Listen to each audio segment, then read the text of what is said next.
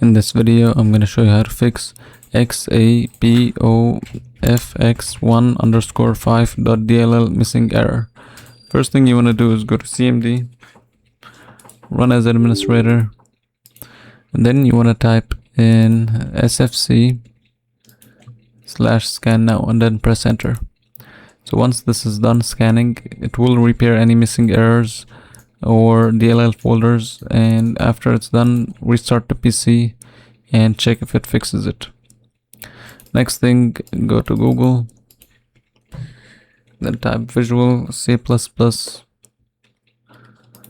ahead and download the latest version, download 64-bit and 32-bit, then run the installers for both. So after you run both installers, click install, and after that restart your computer, and this should fix the error.